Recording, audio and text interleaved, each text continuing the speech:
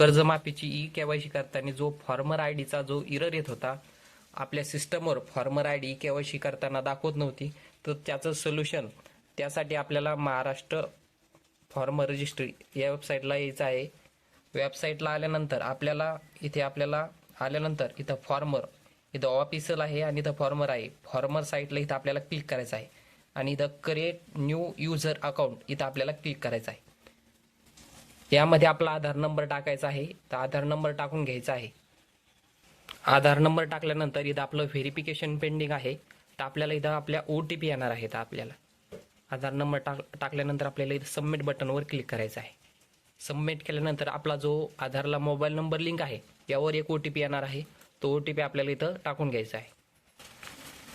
त्यानंतर आपल्याला व्हेरीफाय बटनावर क्लिक करायचं आहे।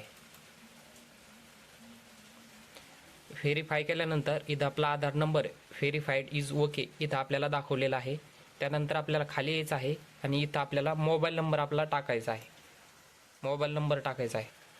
मोबाईल नंबर टाकल्यानंतर आपल्याला एक OTP घ्यायचा आहे। आपल्या मोबाईलवर OTP येईल, तो OTP आपल्याला इथं टाकायचा आहे। OTP टाकल्यानंतर आपल्याला व्हेरीफाय या बटनावर आपल्याला क्लिक करायचं आहे।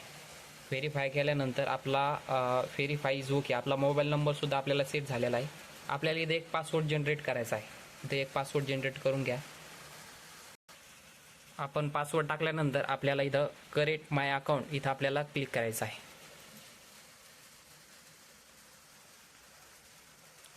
इथं क्लिक केल्यानंतर आपल्याला कॉंग्रॅच्युलेशन असा प्रकारचा मेसेज आपल्याला अग्रीस्टाक प्लॅटफॉर्म इज कंप्लीट अशा प्रकारे मेसेज येणार आहे। ही प्रोसेस आपण कंप्लीट केल्यानंतर आपल्या कर्जमाफी पोर्टलला जाऊन आपण आपली केवायसी यशस्वीरित्या करू शकता। त्यामध्ये फॉर्मर आय डी आपला ॲड झालेला असेल। ही महत्त्वपूर्ण माहिती होती।